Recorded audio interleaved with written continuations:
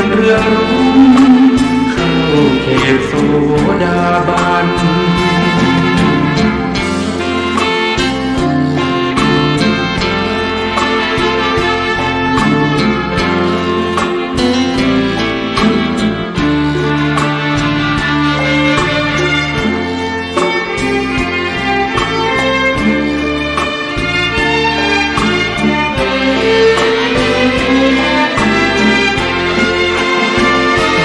ตรัสญาณสิ่งที่พระองค์ทรงรู้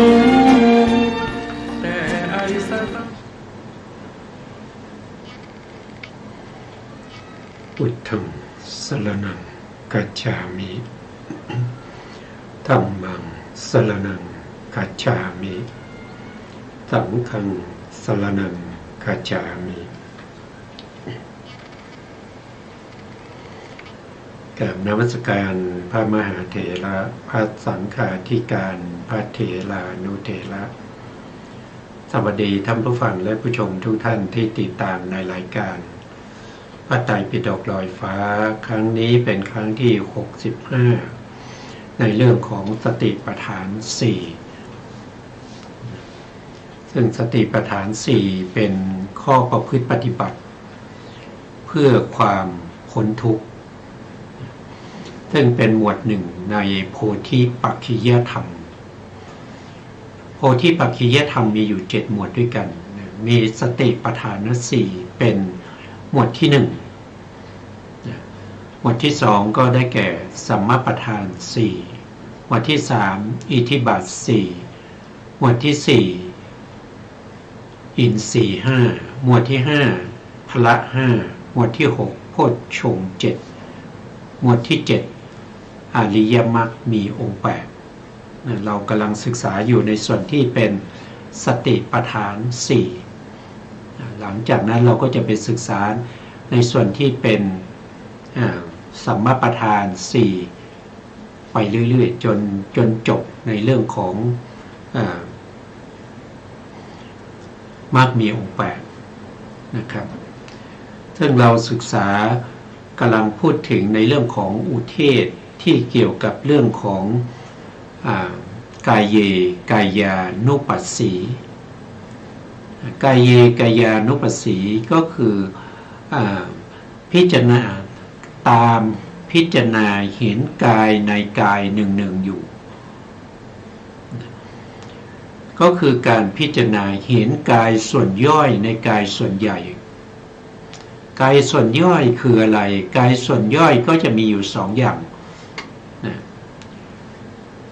หนึ่งก็คือพิจารณาในส่วนที่เป็นผมขนเล็บฟันหนังที่เป็นธาตุที่เป็นปฐวีธาตุคือธาตุดินมีอยู่20มีอยู่20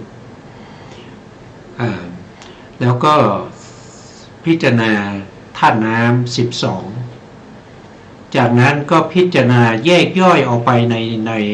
ในความเป็นผมว่าในผมนี้มีรูปอะไรประกอบอยู่ในผมบ้างมีรูปที่เป็นมหาพุทธรูป4แล้วก็อุปาทัยรูปอย่างละเท่าไหร่เขาเรียกว่าอะไรที่อยู่ในผมอยู่ในขนอยู่ในเล็บอยู่ในฟันอยู่ในหนังอยู่ในเนื้ออยู่ในเอ็นอยู่ในกระดูกเยื่อในกระดูกม้ามเป็นต้นเหล่านี้ก็พิจารณาก่อนที่เราจะพิจารณาอย่างนี้อย่าลืมนะครับว่าเราจะต้องได้ยาตะปริญญามาแล้วยาตะปริญญานั้นก็คือการเห็น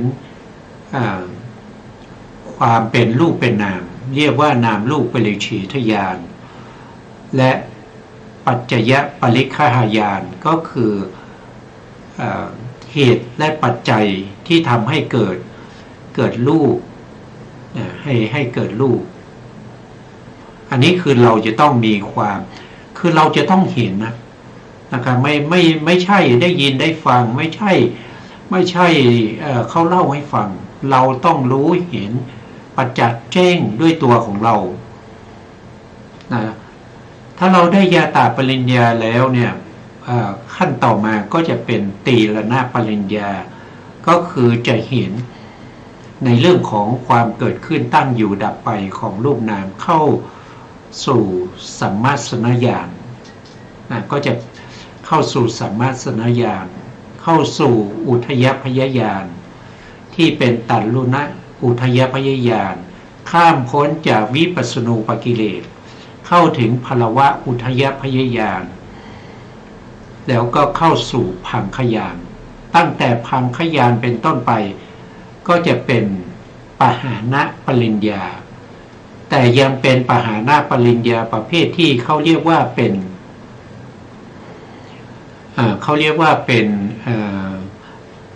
นโลกิยะยังไม่เข้าสู่ความเป็นโลกุตระ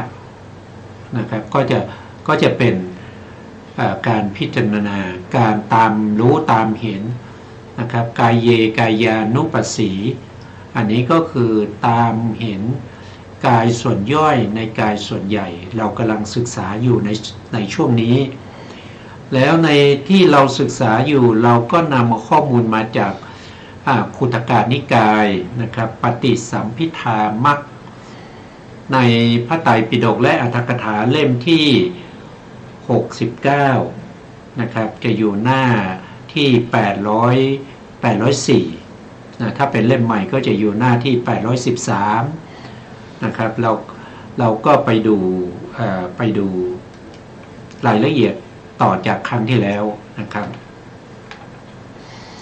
ครั้งที่แล้วเนี่ยเราก็ถึงตรงนี้ตรงที่ผม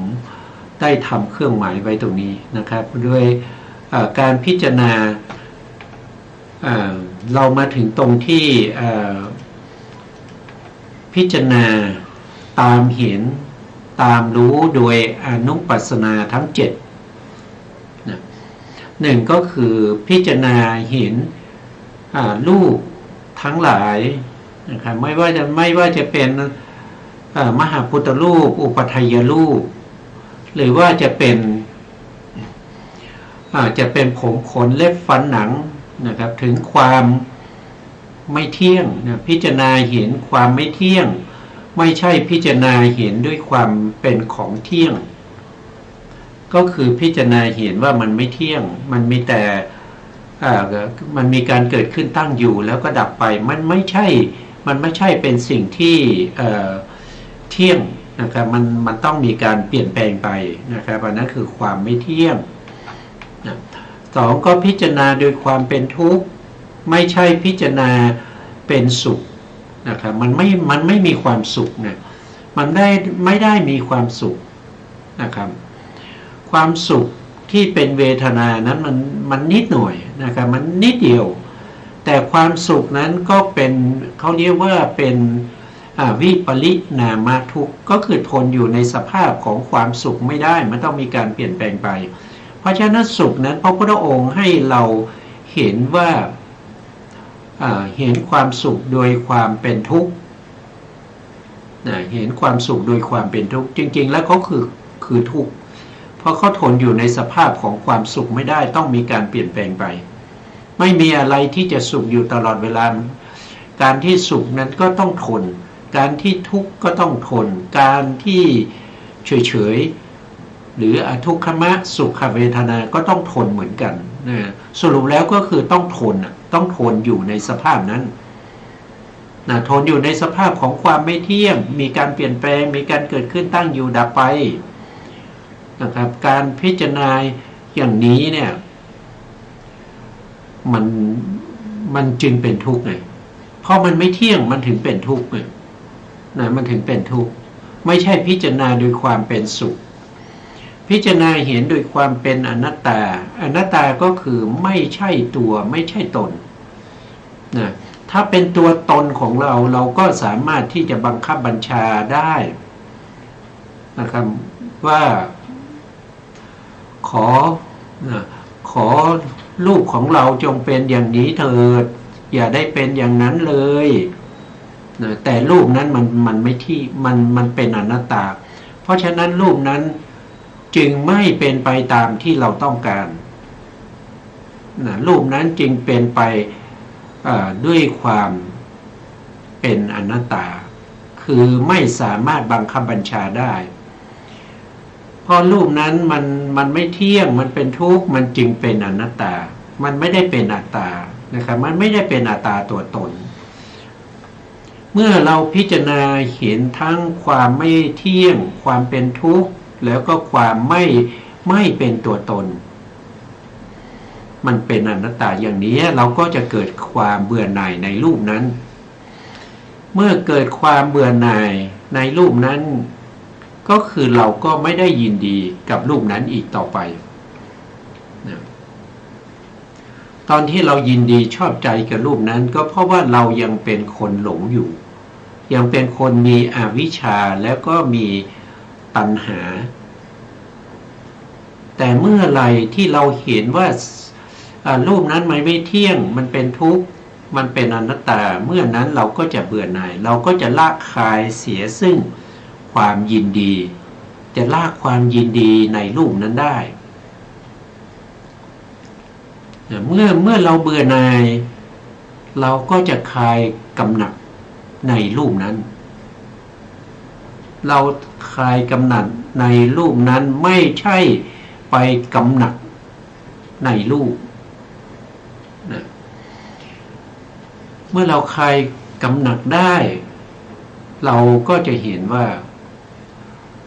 มีแต่ดับไปนะครับย่อมดับไปไม่ใช่ก่อให้เกิดรูปมีแต่ดับไป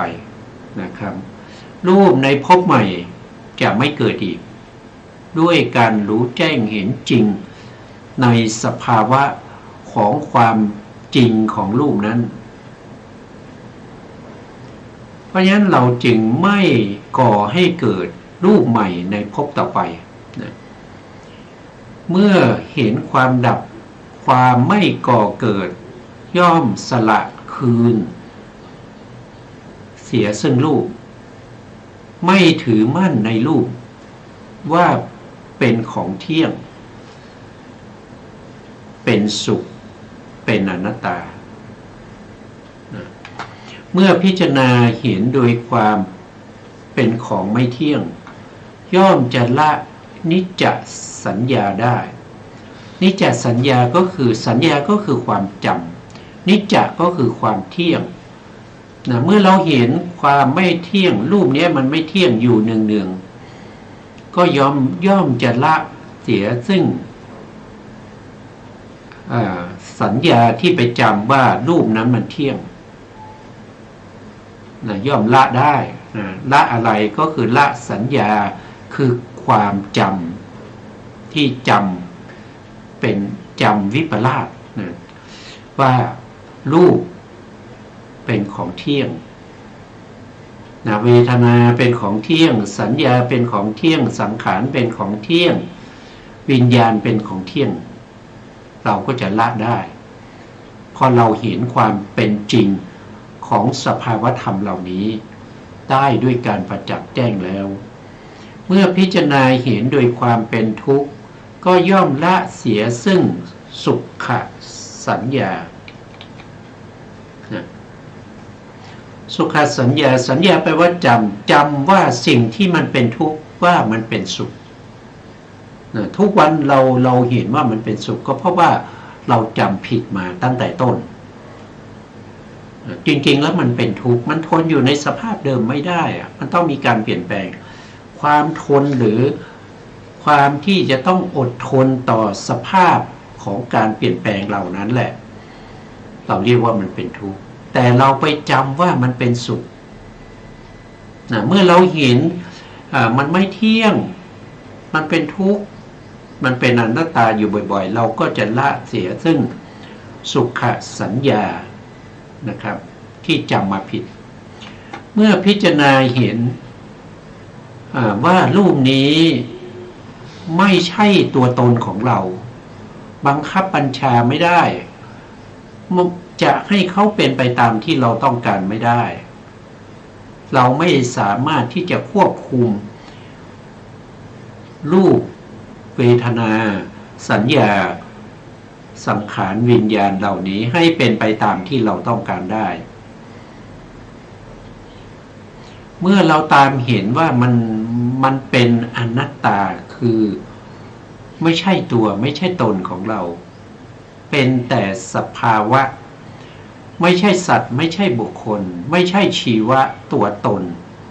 มันว่างจากความเที่ยงมันว่างจากความสุขมันว่างจากความเป็นตัวตนมันเป็นอนัตตาย่อมละเสียซึ่งอัตตสัญญาได้ที่ไปจำผิดว่าสิ่งเหล่านี้เป็นตัวเป็นตนเมื่อเราละนิจจสัญญาสุขสัญญาอนัตตสัญญาได้นะเราก็จะเห็นสิ่งเหล่านี้ด้วยความเบื่อหน่ายเมื่อเบื่อหน่ายย่อมละเสียซึ่งความยินดีความชอบใจความพิไลลำพันธ์ความเพลิดเพลินในสิ่งเหล่านี้ได้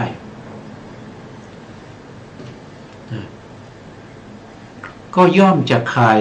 กำหนัดสิ่งเหล่านี้ย่อมจะละความกำหนัดได้เมื่อเห็นความดับอยู่เนืองๆ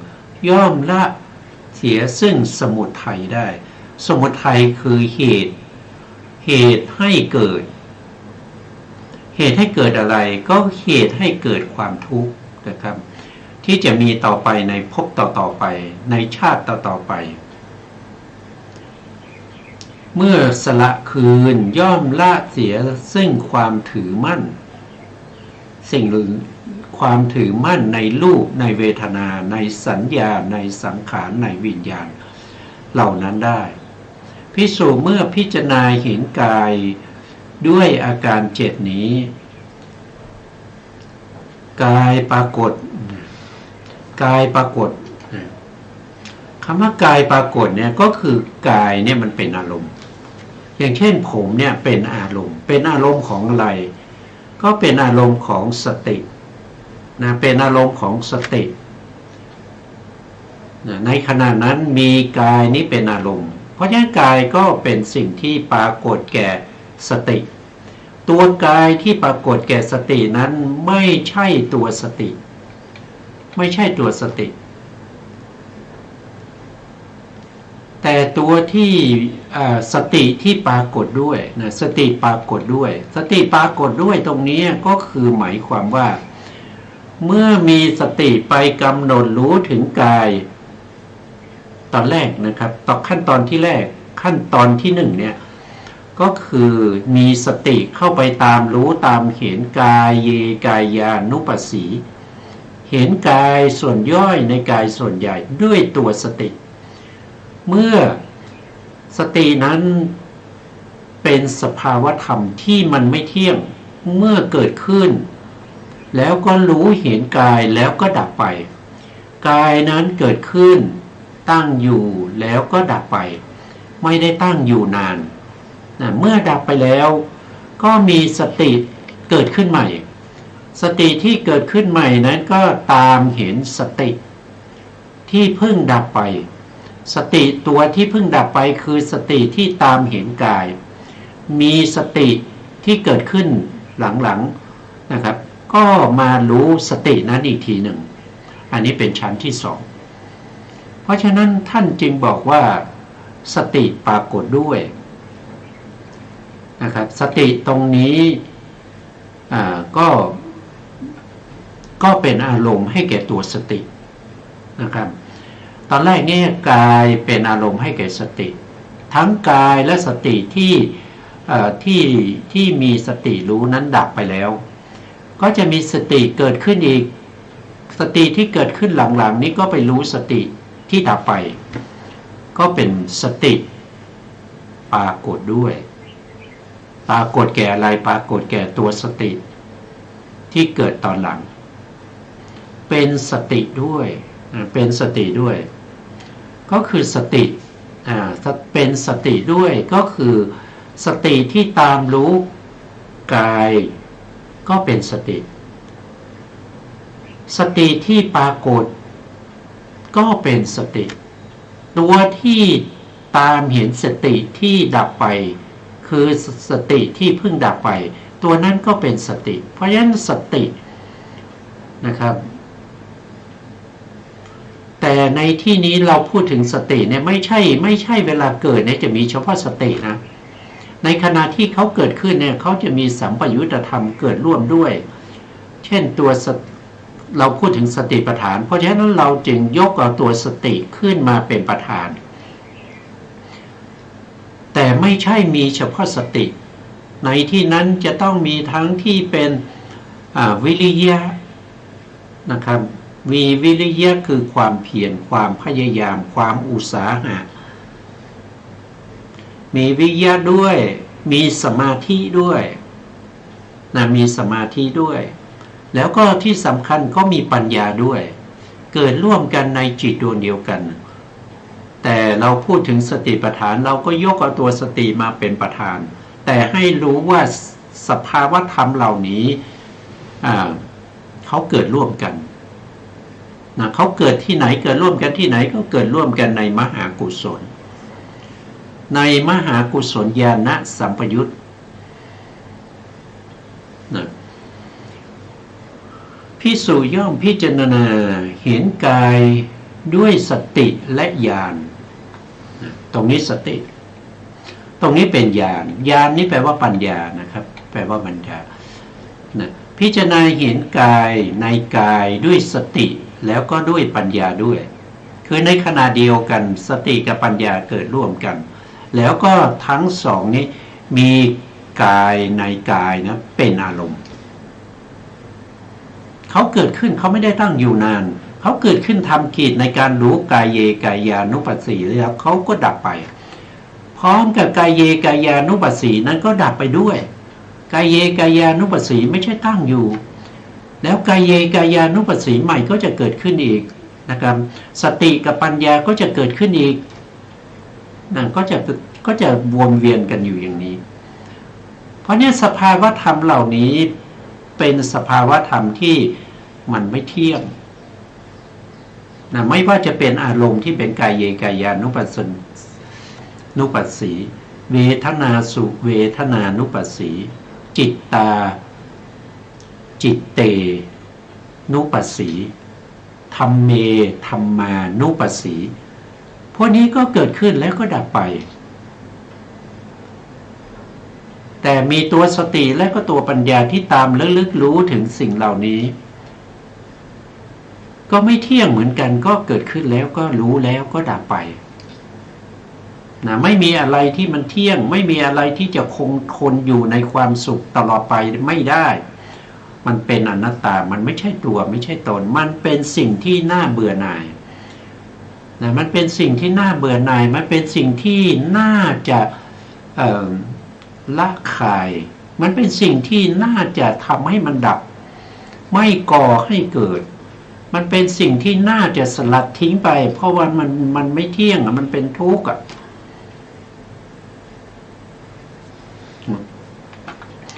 เพราะเหตุดังนี้ท่านจึงเรียกการพิจารณาเห็นกายในกายว่าสติปัฏฐานภาวนานี่เป็นหนทางนะเป็นหนทางนำไปสู่ความหลุดพ้นนำไปสู่ความหลุดพ้น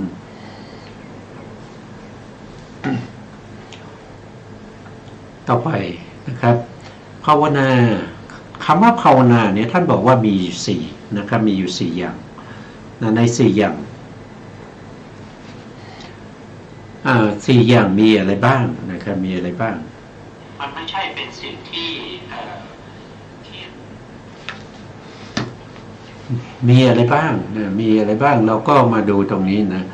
หนึ่งก็คือภาวนาด้วยความว่าเป็นธรรมที่ควรเสพในที่หนึ่งนี้ท่านบอกว่าเป็นธรรมที่ควรเสพก็คือเป็นธรรมที่ควรทำให้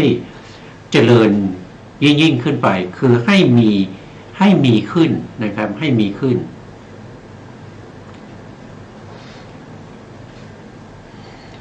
ภิกษุมีปกติพิจารณาเห็นกายในกายอย่างนี้นะก็คือท่านบอกว่าจะต้อง ผู้ที่เห็นภัยในวัฏฏะสงสารคำว่าภิกษุนี่คือผู้ที่เห็นภัยในวัฏฏะสงสารนะไม่ว่าจะเป็นพระนะไม่ว่าจะเป็นชีเป็นเนนเป็นคนวัดนะครับคนที่อยู่ที่วัดหรือว่าจะอยู่เป็นฆราวาสนะครับเป็นอุบาสกอุบาสิกาทั้งหมดทั้งมวลนั้นถ้าเห็นภัยในวัฏฏะสงสารจะต้องเป็นคนที่ต้องพิจารณาถึงกายในกายหรือว่าเวทนาในเวทนาในจิตในจิตกายในกายเวทนาในเวทนาจิตในจิตธรรมในธรรมอยู่หนึ่งอันนี้เป็นข้อประพฤติปฏิบัติของผู้ที่เห็นภัยในวัฏฏะสงสารในข้อธรรมข้อที่728ภิกษุมีปกติพิจารณาเห็นเวทนานี่ท่านพูดถึงเวทนานะครับเวทนาในเวทนาทั้งหลายอยู่อย่างไรเล่าภิกษุบางรูปในธรรมวินัยนี้ย่อมพิจารณาเห็นสุขเวทนาโดยความเป็นของไม่เที่ยงพิจารณาเห็นโดยความไม่ใช่พิจารณาเห็นโดยความเป็นของเที่ยงย่อมละคืนไม่ถือมั่นพิจารณาเห็นโดยความเป็นของไม่เที่ยงย่อมละนิจจสัญญาได้พิจารณาเห็นโดยความไม่เที่ยงย่อมสลัดคืนย่อมคลายการยึดถือภิกษุย่อมพิจารณาเห็นเวทนาด้วยอาการ7อย่างนี้นะเวทนาก็เหมือนกับกายที่ได้พูดมานะครับการพิจารณาเวทนาก็พิจารณาหนึ่งก็คือเวทนาไม่เที่ยง นะครับเวทนาที่เวทนาไม่เที่ยงไม่ใช่พิจารณาเห็นเวทนาว่าเป็นของเที่ยงพิจารณาเห็นเวทนาว่าเป็นทุกข์ไม่ใช่พิจารณาเห็นเวทนาโดยความเป็นสุขพิจารณาเห็นเวทนาโดยความเป็นอนัตตาไม่ใช่ตัวไม่ใช่ตนไม่ใช่ตามเห็นเวทนาโดยความเป็นตัวตนพิจารณาตามเห็นเวทนาโดยความเป็นของน่าเบื่อหน่ายไม่ใช่พิจารณาเห็นด้วยความเพลิดเพลินยินดีพอใจพิจารณาเห็นเวทนาโดยความเป็นสิ่งที่น่าจะคลายกำหนัดไม่ใช่กำหนัดพิจารณาเห็นเวทนาโดยความดับไม่ใช่พิจารณาเห็นโดยความเกิดพิจารณาเห็นเวทนาโดยความสลัดคืนไม่ใช่ยึดถือเอาไว้ทั้งหมดก็จะมีอยู่7ประการเหมือนกับที่เราศึกษามาในเรื่องของพิจารณาในเรื่องของกายนะครับเวทนาปรากฏไม่ใช่สติอันนี้ก็เช่นเดียวกับกายนะครับที่เมื่อกี้เราพูดถึงกายปรากฏนะครับก็ไม่ใช่สติเวลาที่สติไปกำหนดรู้เวทนาเนี่ยเวทนานั้นเขาปรากฏแก่สติเขาปรากฏแก่ตัวญาณคือปัญญาเขาปรากฏแก่ตัวอาตาปีก็คือวิริยะเขาปรากฏแก่สมาธินะครับวิเนยยะนะครับก็คือสมาธิไม่ใช่ตัวสตินะครับแต่เป็นตัวเวทนาที่ปรากฏแก่สภาวธรรมเหล่านี้สภาวธรรมเหล่านี้ก็รู้เวทนานะครับรู้เวทนานั้นนะเวทนานั้นเป็นอะไรเป็นทุกข์นะครับตามเห็นเวทนานั้นโดยความเป็นทุกข์ไม่ใช่ตามเห็นเวทนานั้นโดยความเป็นสุขแล้วก็เวทนาก็คือเวทนาไม่ใช่รูปไม่ใช่กายนะเวทนาไม่ใช่กายเวทนาไม่ใช่จิตเวทนาไม่ใช่สภาวะของไม่ใช่สภาวะที่เป็นสัญญาสังขารเวทนาก็สักแต่ว่าเป็นเวทนาตัวที่ตามเห็น คือสติเวทนาไม่ใช่สตินะครับแล้วก็สติที่ตามเห็นเวทนานั้นดับไป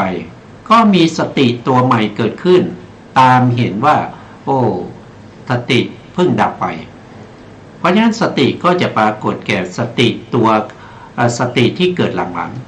ๆนะก็จะสืบกันไปอย่างนี้นะภิกษุย่อมพิจารณาเห็นเวทนาด้วยสติและญาณนั้นนะเพราะเหตุนั้นท่านจึงเรียกว่าการพิจารณาเห็นเวทนาในเวทนาทั้งหลายว่า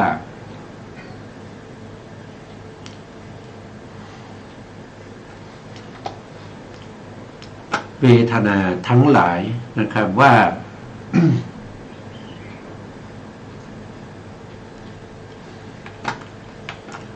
เวทนาทั้งหลายว่า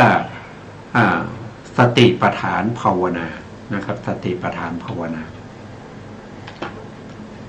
ภาวนาในคำว่าภาวนามีอยู่4อย่างนะครับ4อย่างนี้เราพูดมาแล้วนะครับเวทนาภาวนาด้วยความว่าเป็นธรรมที่ควรเสพภิกษุบางรูปในพระธรรมวินัยนี้ย่อมพิจารณาเห็นเวทนา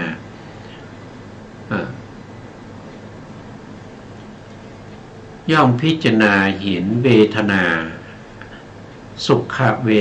ทุกขเวทนาหรือสุขเวทนาหรืออทุกขมสุขเวทนาเวทนานี้เกิดขึ้นได้ทวารทั้ง6นะครับทวารทั้ง6ในทวารทั้ง6นี้เราก็จะเรียกว่า1ก็คือจักขุสัมผัสสชาเวทนาจักขุสัมผัสสชาเวทนาก็คือเวทนาที่เกิดทางตาเมื่อเราเห็นแล้วเกิดความรู้สึกว่าสิ่งที่เราเห็นนั้นสวยดี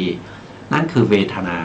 แต่เวทนาที่เกิดขึ้นเห็นว่าสิ่งที่เราเห็นสวยนั่นคือวิปลาสนะครับก็คือจำมาผิดนะจริงๆแล้วก็มันเป็นทุกข์มันไม่ได้เป็นสุขนะจึงจำผิดเรียกว่าวิปลาสนะครับจำมาผิดพลาดทางตาก็เรียกว่าจักขุสัมผัสสชาเวทนาถ้าได้ไปได้ยินเสียงจะเป็นเสียงผู้หญิงผู้ชายเสียงเพลงนะครับเสียงสวดมนต์ไหว้พระแล้วเกิดความรู้สึกยินดีพอใจในเสียงนั้นหรือว่ารู้สึกไม่พอใจในเสียงนั้นหรือรู้สึกเฉยๆในเสียงนั้นทั้งหมดก็เป็นแต่เวทนาเป็นสภาวธรรมที่เกิดขึ้นแล้วก็จะดับไปเพราะฉะนั้นการเกิดขึ้นไม่ว่าจะเป็นทุกข์เป็นสุขหรือว่าเฉยๆทั้งหมดจะต้องทนอยู่ในสภาพของความเกิดขึ้นความตั้งอยู่แล้วก็ความดับไปไม่มีสภาวะธรรมไหนที่เกิดขึ้นแล้วก็จะตั้งอยู่ตลอดไปไม่มีนะเกิดขึ้นแล้วก็ดับไปแล้วก็เกิดขึ้นใหม่แล้วก็ดับไปเป็นธรรมดาถ้าเป็นกลิ่น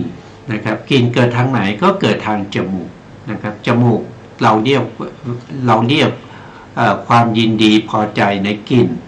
หรือความไม่ยินดีพอใจในกลิ่นหรือความเฉยๆในกลิ่นเหล่านั้นนั่นคือเวทนาที่เกิดทางจมูกเราก็จะเรียกว่าคานะสัมผัสสชาเวทนาถ้าเกิดทางลิ้นก็คือเวลาเรารับประทานไม่ว่าอะไรก็ตามนะอาหารของหวานของคาวนะครับที่ต้องกลืนกินเข้าไปนะเวทนาที่เกิดจากรสเหล่านั้นเราก็จะเรียกว่าเป็นชิวหาสัมผัสสชาเวทนา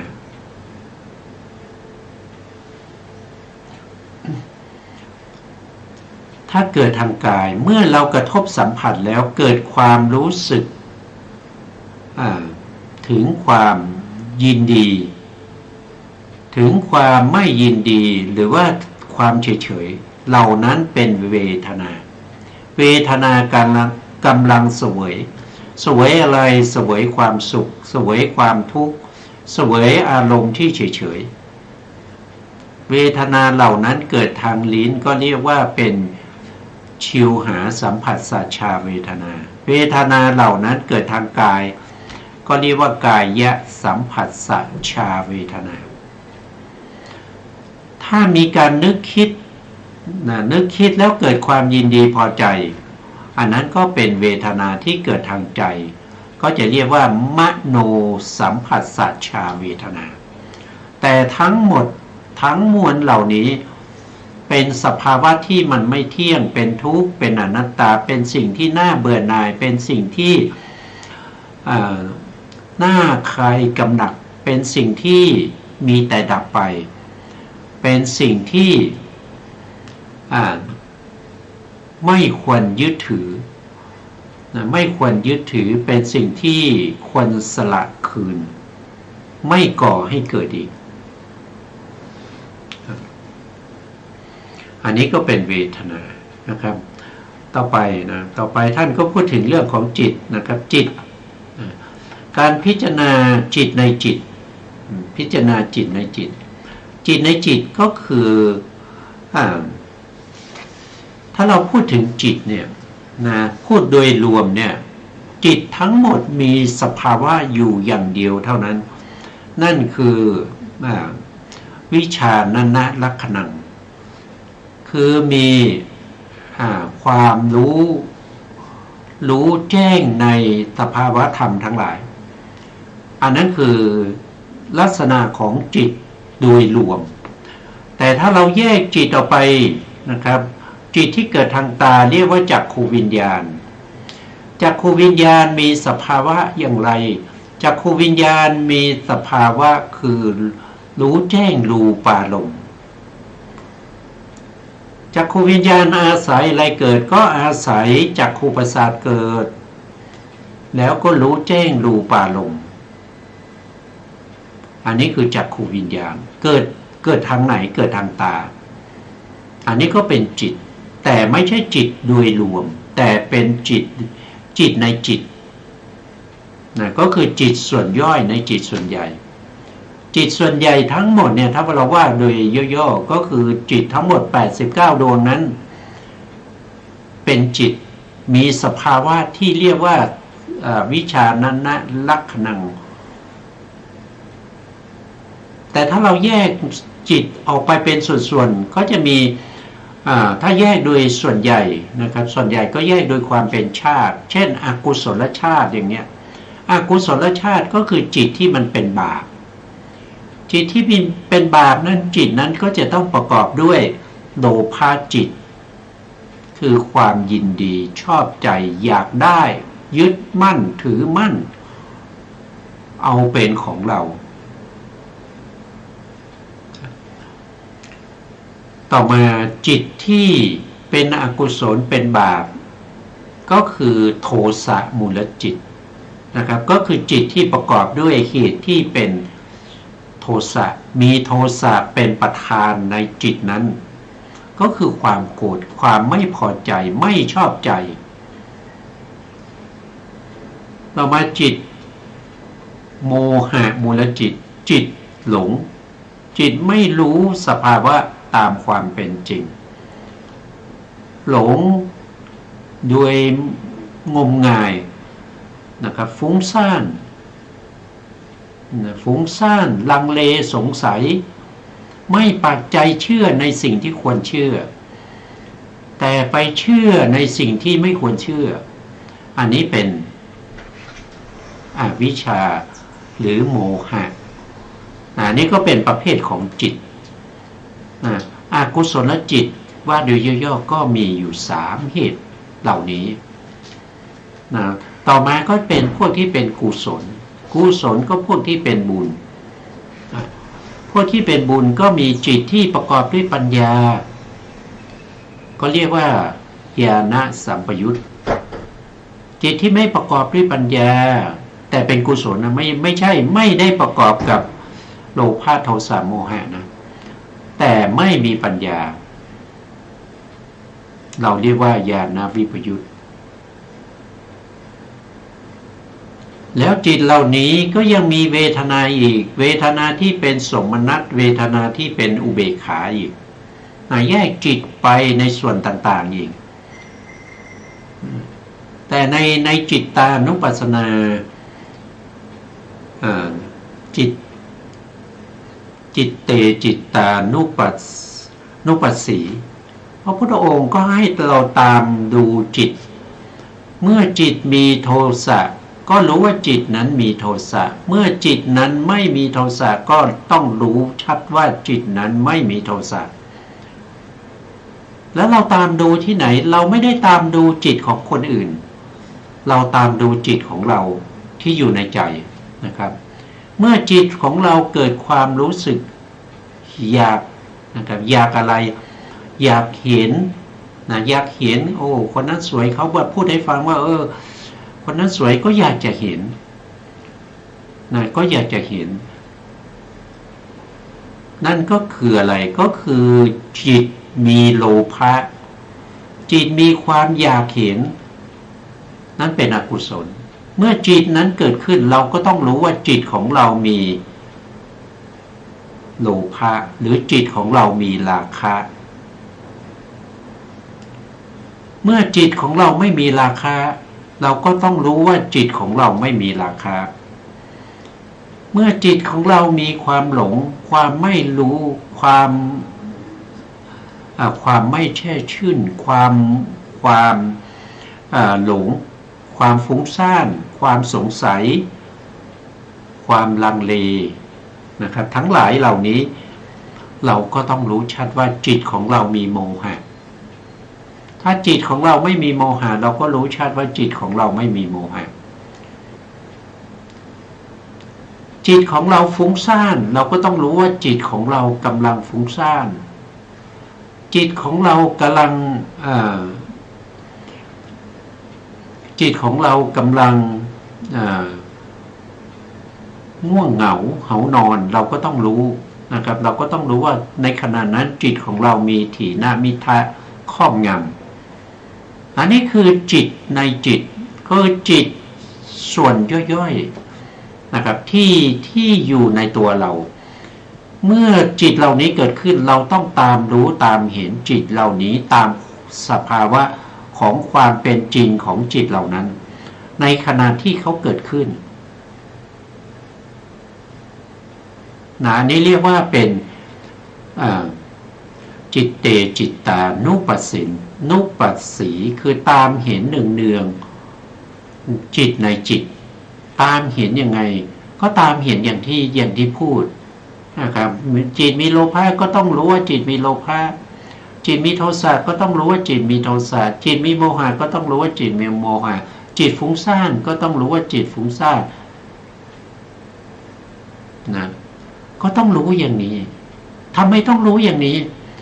ก็การรู้อย่างนี้คือรู้ตามความเป็นจริงเมื่อเรารู้ตามความเป็นจริงสภาวะธรรมเหล่านี้เนี่ยเป็นสภาวะธรรมที่มันไม่เที่ยงความชอบใจความยินดีจะเกิดกับเราตลอดไปหรือเราอยากจะเห็นคนสวยๆตลอดเวลาเลยหรือมันไม่ใช่นะมันมีบางช่วงที่เราอยากจะเห็นบางช่วงที่เราเฉยๆบางช่วงที่เราไม่อยากเห็นก็มี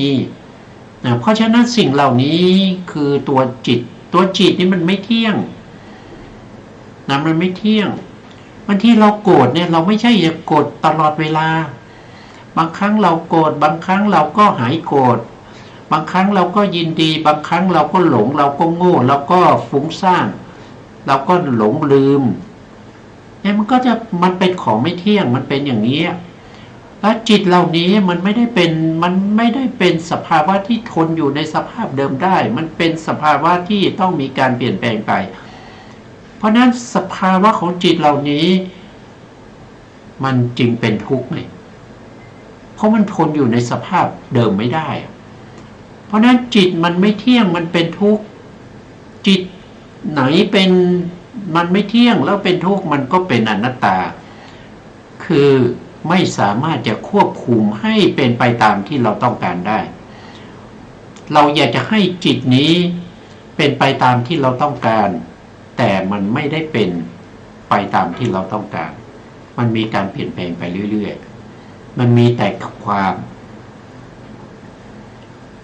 เกิดขึ้นแล้วก็ดับไปตามสภาวะตามเหตุตามปัจจัยของเขานะอันนี้ก็คือเรื่องของจิตนะครับก็ทำนองเดียวกันนะครับทำนองเดียวกันกับเรื่องของกายเรื่องของเวทนาเราต้องตามเห็นจิตในจิตโดยความไม่เที่ยงไม่ใช่เห็นด้วยความเที่ยงต้องเห็นด้วยความเป็นทุกข์ไม่ใช่เห็นด้วยความเป็นสุขต้องเห็นด้วยความเป็นอนัตตาคือไม่ใช่ตัวตนไม่ใช่ตามเห็นด้วยความเป็นอัตตาเห็นว่ามันเป็นตัวตนต้องตามเห็นสิ่งเหล่านี้โดยความเบื่อหน่ายไม่ใช่เข้าไปยินดีเพลิดเพลินต้องตามเห็นสิ่งเหล่านี้ด้วยการคลายกำหนัดไม่ใช่เข้าไปกำหนัดต้องตามเห็นสิ่งเหล่านี้โดยความดับไม่ใช่เข้าไปก่อให้เกิดต้องตามเห็นสิ่งเหล่านี้ว่าเป็นของที่น่าจะต้องสละทิ้งไม่ใช่ไปกอดเอาไว้ไม่ใช่ไปยึดถือเอาไว้เนี่ยก็จะต้องตามเห็นอย่างนี้ถ้าตามเห็นอย่างนี้ได้นั่นก็ถือว่าเป็นการภาวนาเป็นอารมณ์ที่เราเรียกว่าเป็นภาวนานะครับภาวนาภาวนาที่สี่นะครับที่สี่นะที่หนึ่งก็คือตามเห็นกายในกายโดยความไม่เที่ยงนะครับไปจนถึงสละคืนภาวนาที่สองก็ตามเห็นเวทนาโดยความเป็นของไม่เที่ยงแล้วก็ไปถึงข้อที่7ก็สละคืนภาวนาที่สามก็คือตามเห็นจิตในจิตโดยความไม่เที่ยงนะครับไปจนถึงสละคืนภาวนาที่สี่ก็คือตามเห็นธรรมนะครับภาวนาด้วยความเป็นธรรมธรรมในที่นี้ก็คือหมายถึงอะไรหมายถึงสัญญาขันธ์แล้วก็สังขารขันธ์แต่ถ้าเราว่าโดยประภาสที่พระพุทธองค์แสดงก็คือหมวดที่เป็นธรรมเนี่ยก็จะมีอยู่ทั้งหมดห้าหมวดนะ5หมวดใหญ่ๆหนึ่งก็คือได้แก่เขาเรียกว่านิวรณ์ประภาสนะตามเห็นธรรมในส่วนย่อยของธรรมนั่นคืออะไรก็คือนิวรณ์ประภาสนิวรณ์ประภาสเนี่ยก็แยกย่อยออกไปอีกก็จะมีอยู่5อย่างก็มีกามฉันทานิวรณ์กามฉันทานิวรณ์ก็คือความยินดีติดใจอันที่สองก็คือได้แก่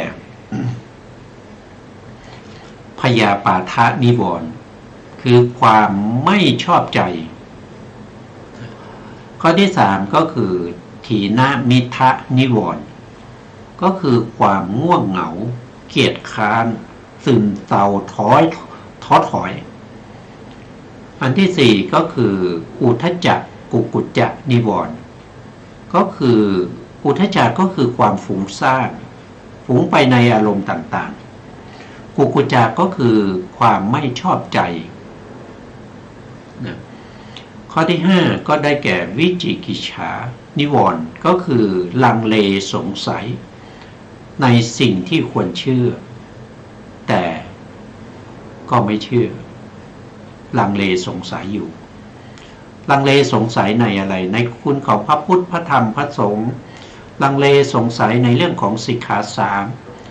ลังเลสงสัยในข้อประพฤติปฏิบัติในเรื่องของสมาธิสมถะวิปัสสนาทั้งหลายไม่ปักใจเชื่อในสิ่งที่ควรเชื่อ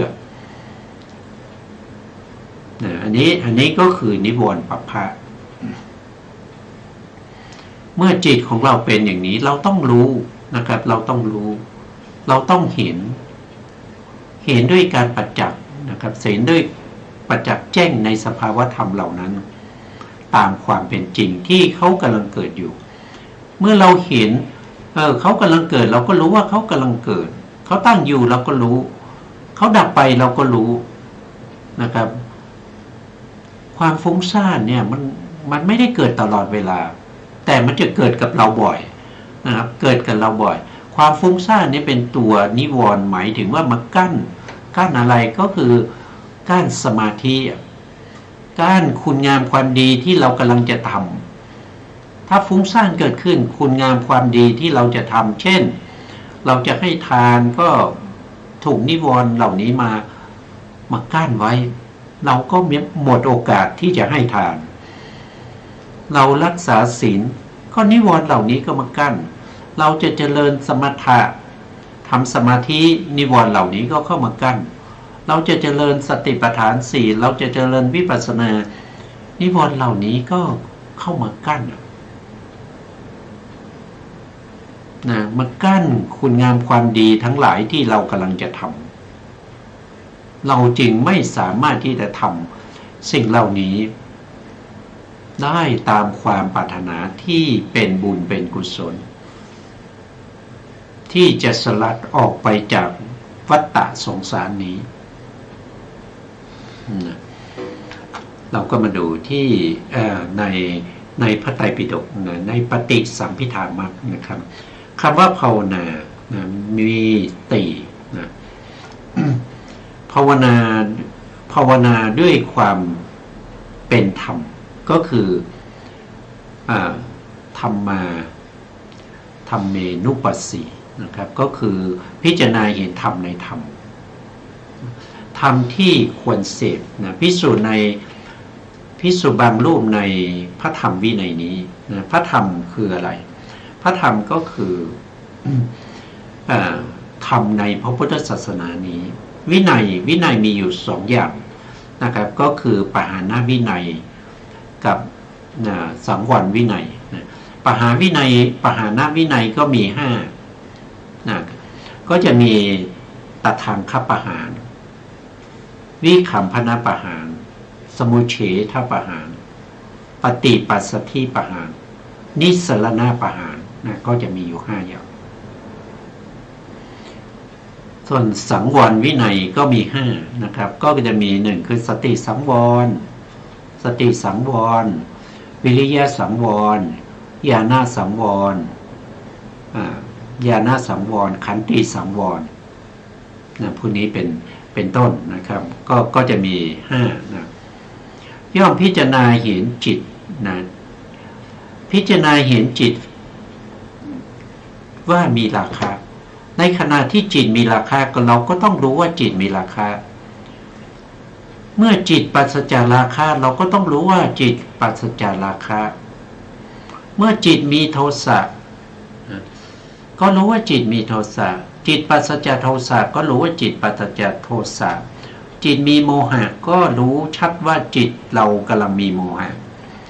จิตปราศจากโมหะก็รู้ชัดว่าจิตปราศจากโมหะจิตหดหู่ก็รู้ว่าจิตหดหู่จิตฟุ้งซ่านก็รู้ว่าจิตฟุ้งซ่านจิตเป็นมหคตะก็คืออะไรมหคตะก็คือได้แก่จิตของเราเข้าถึงความเป็นอัปปนาฌานมี